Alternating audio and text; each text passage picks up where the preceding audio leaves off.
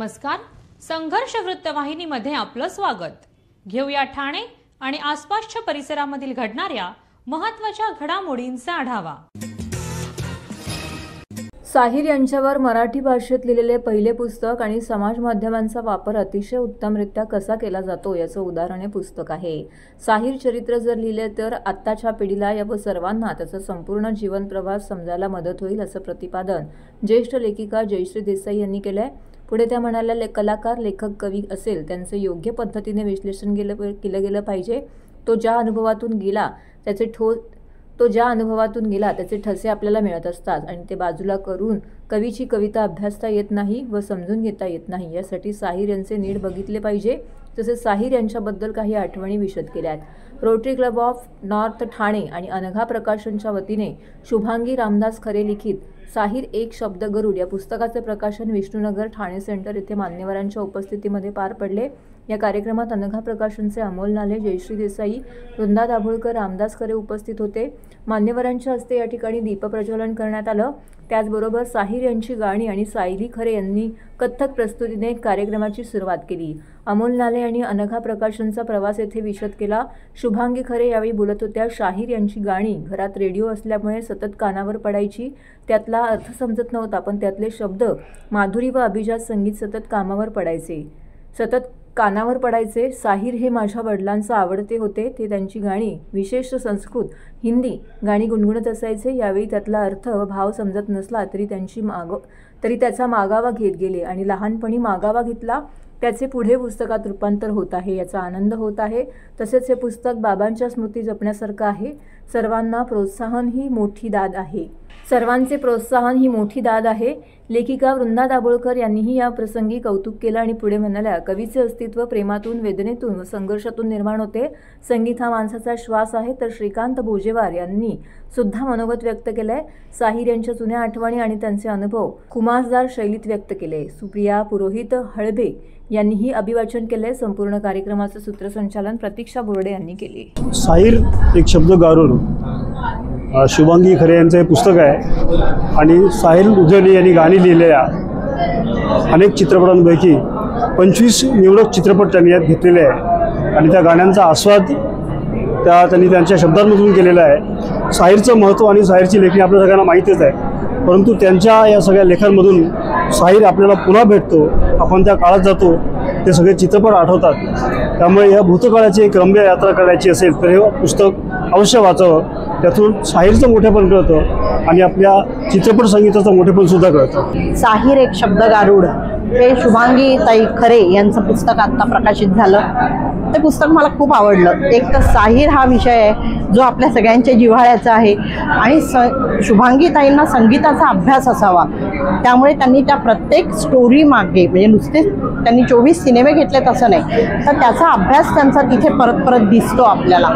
आणि निवड पण त्यांनी जी केलेली आहे ती सिनेमांची चांगली आहे. त्यामुळे पुनःप्रत्ययाचा आनंद मिळतो. आमच्या जनरेशनच्या लोकांना तर साहिर हे दैवत आहे. त्याच्यामुळे त्या दैवताला पुन्हा भेटण्याचा आनंद शुभांगी ताईंनी दिला. सगळ्यांनी हे पुस्तक आवर्जून घेऊन वाचावं अशी मी शिफारस करेन. आज माझ्या पहिल्या पुस्तकाचं प्रकाशन झालं आहे. पुस्तक प्रकाशनाचा आनंद आज पहिल्यांदाच मला मिळतोय. खूप छान वाटतं आहे या सगळ्याच्या बद्दल. आमच्या विनंतीला मान देऊन अनेक मान्यवर, म्हणजे बोजेवार सर म्हणा, जयश्रीताई म्हणा, वृंदाताई, अभिवाचन करणारी आमची सुप्रिया, गीत ज्यांनी सादर केलं ते साने सर, आणि आमची नृत्य करणारी मुलगी सायली खरे वेरुळकर आणि आमचं जावई कौस्तुभ वेरुळकर यांनी सगळ्यांनी ह्या कार्यक्रमात खूप मोलाची भर घातली आणि हा कार्यक्रम अत्यंत सुंदरपणे सादर झाला. याचा खूप आनंद आहे आणि अशीच पुढे काही आणखीन चांगली सेवा माझ्या हातून घडू दे साहित्याची, एवढीच ईश्वरचरणी प्रार्थना करते. संकल्पना म्हणजे मला साहिर साहेबांची गाणी पहिल्यापासूनच खूपच आवडायची म्हणजे गाणी आवडायची, म्हणजे त्यातले शब्द, त्यातला अर्थ समजून घ्यायची एक इच्छा होती. तर ती इच्छा या पुस्तकाच्या रूपाने पूर्ण झाली असं मला वाटतं. सर्व नागरिकांना आवाहन करण्यात येत आहे की सध्या डासांमार्फत पसरणाऱ्या डेंग्यू या आजाराचा प्रसार रोखण्यासाठी प्रत्येकाने पुढील प्रमाणे कार्यवाही करावी. डेंग्यू आजार एडिस इजिप्ती हा डास चावल्याने होतो. या डासांची पैदास साचलेल्या किंवा साचवलेल्या स्वच्छ पाण्यामध्ये होते. 8 दिवसांपेक्षा जास्त दिवस पाणी उघडे व साचून राहिल्यास त्यात डास अंडी घालतात. अंड्यांच्या अळ्या तयार होऊन पुढे डास तयार होतात. यासाठी आपल्या घरातील पाणी साठे उदाहरणार्थ बॅरल्स, पिंपे, टाक्या, हौद, रांजणे इत्यादी दर आठवड्याला रिकामे करून घासून पुसून कोरडे करून पुन्हा भरावे. 1 दिवस कोरडा दिवस म्हणून पाळावा. पाणी साठ्यांना घट्ट झाकणे बसवावीत किंवा जुनी साडी, चादर, धोतर यांनी बांधून झाकून ठेवावीत, म्हणजे डास त्यात जाऊन अंडी घालणार नाहीत. घराच्या गच्चीवर, आजूबाजूला, अंगणात कोठेही पाणी साचू देऊ नये. भंगार सामान उघड्यावर टाकू नये. उदाहरणार्थ टायर्स, प्लास्टिक सामान, कुंड्या, टाकाऊ वस्तू इत्यादी. अशा सामानात पावसाचे पाणी साठून त्यात डेंग्यूच्या डासांची पैदास होते. घरातील कूलर्स, फ्रीजच्या पाठीमागील ट्रे हे देखील वेळोवेळी कोरडे करावेत. लक्षात ठेवा, नुसत्या फवारणीने डास घनता कमी होत नाही, तर त्यासाठी डास पैदास ठिकाणे नष्ट करणे ही आपल्या सर्वांची जबाबदारी आहे. कोणताही ताप अंगावर न काढता जवळच्या शासकीय रुग्णालयात मोफत औषधोपचार घ्या. अशा प्रकारे नागरिकांनी सहकार्य केल्यास डेंग्यूचा प्रसार रोखणे सहज शक्य आहे.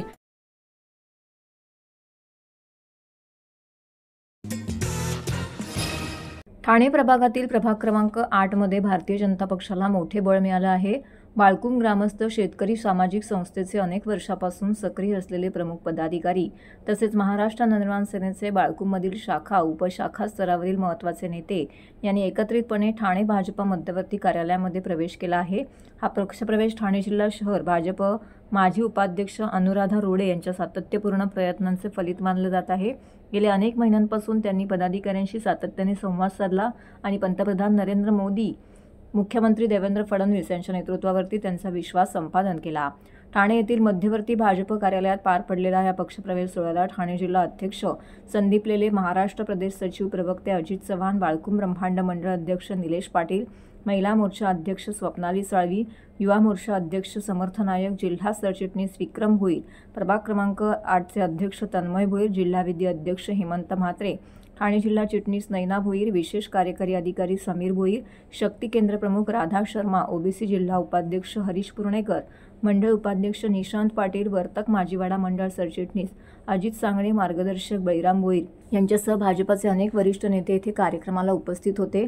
नवप्रवेशित पदाधिकाऱ्यांचं जोरदार स्वागत करण्यात आलं. याप्रसंगी जिल्हाध्यक्ष संदीप लेले आणि प्रवक्ते अजित चव्हाण यांच्या मार्गदर्शनपर भाष्य करण्यात आलं आणि प्रभाग क्रमांक 8 आता भाजपाचा बालेकिल्ला बनेल आणि पॅनलमधील 4ही जागेवरती भाजपाचंच कमळ फुलेल असा विश्वास त्यांनी व्यक्त केला आहे.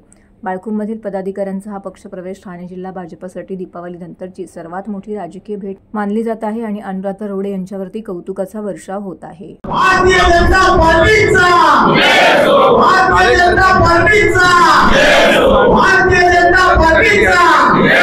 या ठिकाणी बाळकुम ग्रामस्थ शेतकरी सामाजिक संस्था यांचे सर्व पदाधिकारी भरतजी पाटील आहेत, गणेश भोईर आहेत, रोहिदास पाटील आहेत, प्रशांत भोईर आहेत, केतन भोईर आहेत, निहार भोईर या सर्वांनी प्रवेश केला आहे. त्याचप्रमाणे मनसे शाखाध्यक्ष विकास भोईर आणि उपविभागाध्यक्ष रवींद्र भोईर, उपशाखाध्यक्ष रुपेश भोईर, उपशाखाध्यक्ष हेमंत भोईर आणि उपशाखाध्यक्ष संदीप भोईर, तसंच किरण राऊळ आणि मयुरेश भोईर या सर्वांनी मोठ्या संख्येने आज या ठिकाणी बाळकुम विभागातून प्रवेश केला आहे. माझे सहकारी बाळकुम मंडळ अध्यक्ष निलेश पाटील आणि अनुराधा रोडे यांच्या विशेष प्रयत्नातून हे सर्व लोक भाजपमध्ये आलेले आहेत. भारतीय जनता पार्टीचा बाळकुम आणि तो सगळा परिसर आहे कोलशेत, यामध्ये भरपूर प्रतिसाद भारतीय जनता पार्टीचा आहे. मोठ्या प्रमाणात भारतीय जनता पार्टीला मानणारा वर्ग तिथे राहतो आणि येणाऱ्या दिवसात या सर्वांनी प्रवेश केल्यामुळे अत्यंत महत्त्वाच्या व्यक्तिमत्वांनी, ज्यांचं समाजामध्ये चांगलं स्थान आहे, ज्यांचं जे व्यक्तित्व आहे ते समाजामध्ये अत्यंत आदरणीय आणि स्वीकृत असं व्यक्तिमत्व असलेले मंडळी जी मी नावं घेतली, अत्यंत समाजासाठी कामं करणारे, सच्चिल असलेले या सर्वांनी प्रवेश केल्यामुळे नक्कीच भारतीय जनता पार्टीचा जनाधार फार मोठ्या प्रमाणावर वाढला आहे. नमस्कार, मी अनुराधा रोडे, माजी ठाणे जिल्हा उपाध्यक्ष आज आपल्या इथे प्रभाग 8 मधील बाळकुम ग्रामस्थ मंडळी जे सामाजिक संस्थेचे सगळे पदाधिकारी आहेत त्यांनी आज इथे प्रवेश केलेला आहे। त्यांच्याबरोबर मनसेचे काही पदाधिकारी आहेत, ते बाळकुम गावातीलच आहेत। तर आमचा जो प्रभाग 8चा जो काही वर्षापासून जो हे होता की या गावातून इथून सपोर्ट मिळत नाही, तिकडून सपोर्ट मिळत नाही, तो आज एक प्रकारे तो त्याला आम्ही ब्रेक केलेला आहे की गावातील लोक सुद्धा आमच्या सोबत आहेत आणि लोढा परिवार जिथे मी राहते तिथली लोक सुद्धा आमच्या समोर आहेत। तर आज प्रभाग 8 मध्ये जे चारी कमळ फुलवायचे आहेत त्या दृष्टीने एक पाऊल आमच्या पदाधिकाऱ्यांनी सर्वांनी प्रभाग 8 मधल्यांनी एक टाकलेला आहे। तर मी या सगळ्या पदाधिकाऱ्यांचं आणि मनसेच्या पदाधिकाऱ्यांचं इथे स्वागत करते आणि त्यांच्या पुढील वाटचालीसाठी त्यांना शुभेच्छा देते। संदीपजी लेले, अनुराधा रोडे मॅडम आणि बाळकुमचे तमाम पदाधिकारी आहेत बीजेपीचे, त्यांनी आम्हाला ही संधी दिली आणि खास करून आमचे गुरुवर्य संजयजी केळकर साहेब ज्यांच्या कामाला प्रेरित होऊन आम्ही आज हा प्रवेश करत आहोत, त्यांनी आम्हाला ही संधी दिल्याबद्दल त्यांचं आभार मानतो आणि निश्चितच बीजेपीचे सगळी कामं आम्ही जसे सांगाल तसे आम्ही करणार।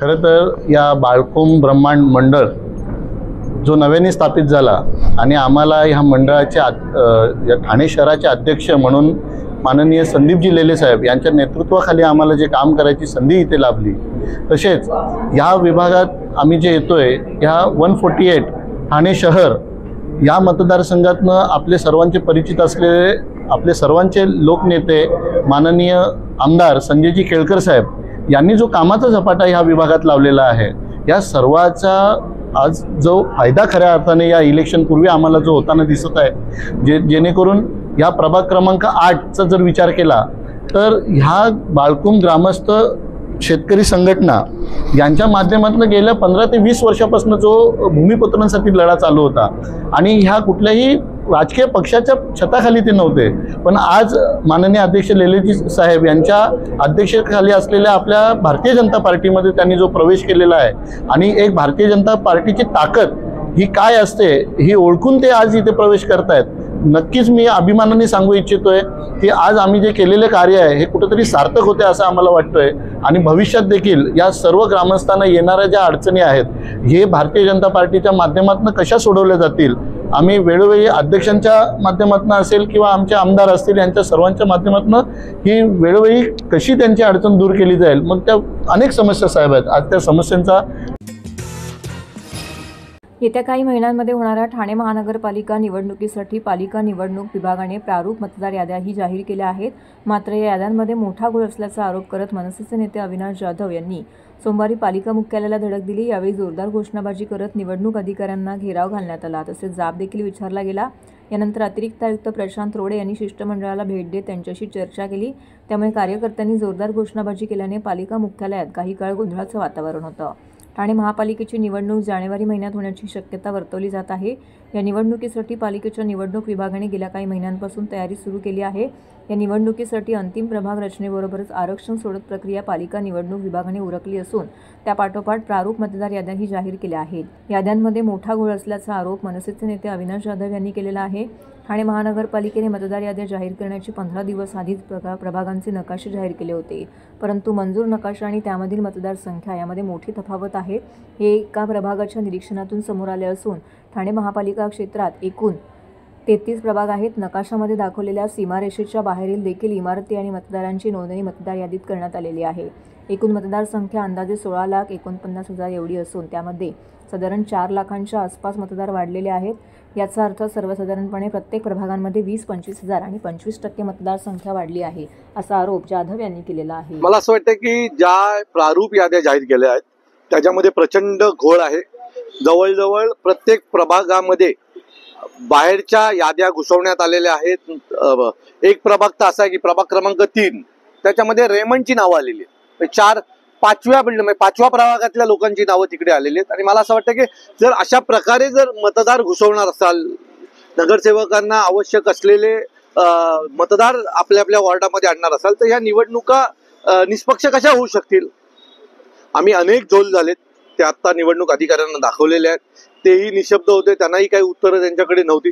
सो मला असं वाटतं की जर अशा प्रकारे निवडणुका झाल्या तर त्या जिंकणं कठीण होऊन जाईल।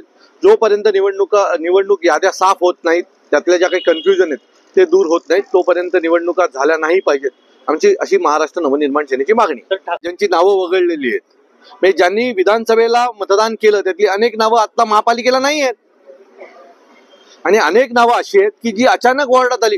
म्हणजे मला एक सांगा, ठाण्यात 16,49,000 मतदार होते, आता 4.5 लाख मतदान वाढलेत. कुठून आले 4.5 लाख लोक नवीन मतदान करायला? यांची नावं कोणी घुसवली? ही सगळी पाहता बघा, एक तुम्हाला मी सांगतो, कॅल्क्युलेशन निवडणुकीचं असं आहे की आम्हाला 8-8,500 मतं पडतात, निवडून येणाऱ्याला 9-9.5 मतं असतात, 1,000-1,500 मताने निवडणुकीचा रिझल्ट लागतो.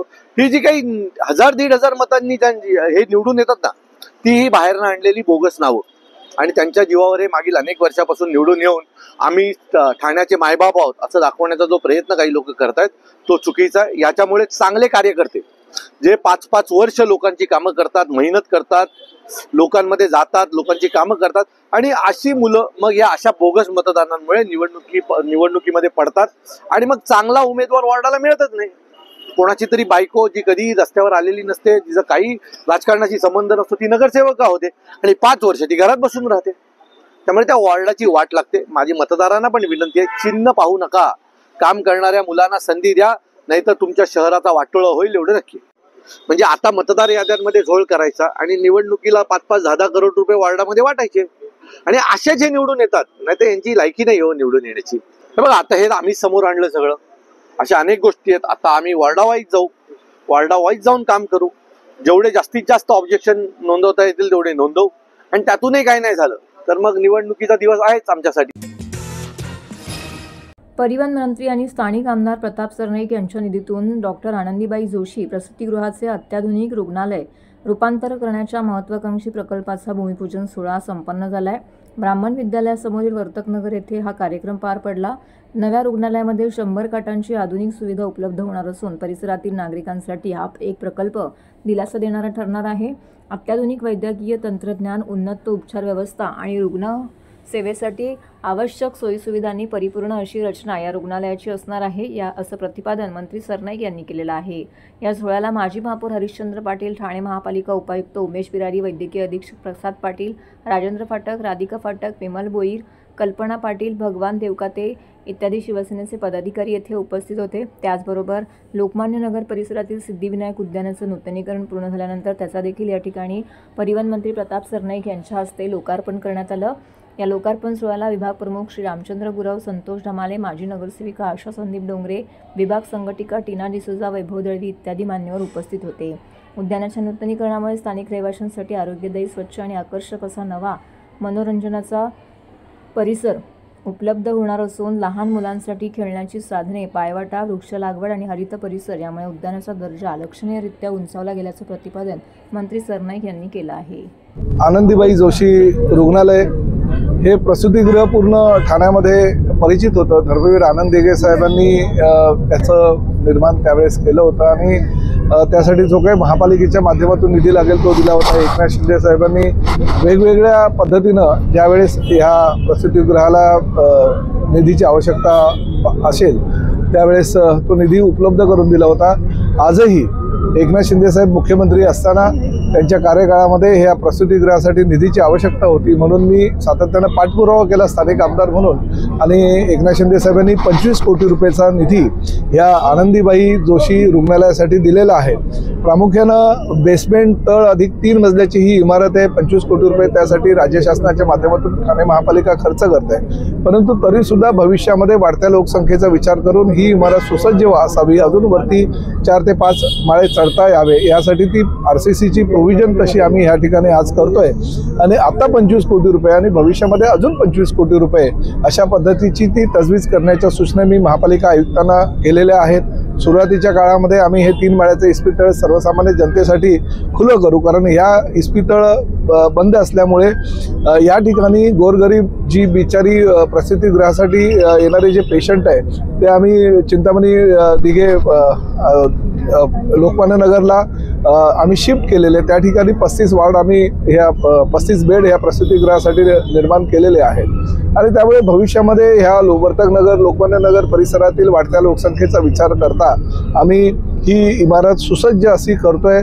भविष्यामध्ये वरचे जे 4 माळे वाढवणार आहोत त्यामध्ये महात्मा फुले जनआरोग्य सेवेच्या माध्यमातून 5 लाखापर्यंतचं जो खर्च आहे तो गरीब पेशंटकडनं न घेण्याची जी राज्य शासनाची भूमिका, ती योजना ह्या ठिकाणी आम्ही चालू करून देणार. जसं स्वर्गीय गंगूबाई शिंदे रुग्णालय चालू आहे, जसं इंदिराबाई सरनाईक रुग्णालय नळपाडा येथे चालू आहे, तशाच पद्धतीचं वर्तकनगरला सुद्धा हे रुग्णालय असं चालू करण्याचा आमचा मानस आहे. आणि मी एकनाथ शिंदे साहेबांचा मनापासून आभार व्यक्त करतो की त्यांनी ज्या ठिकाणी ज्या गरजा आहेत त्याचा विचार करून नगर विकास खात्याचे मंत्री म्हणून निधी उपलब्ध करून दिला.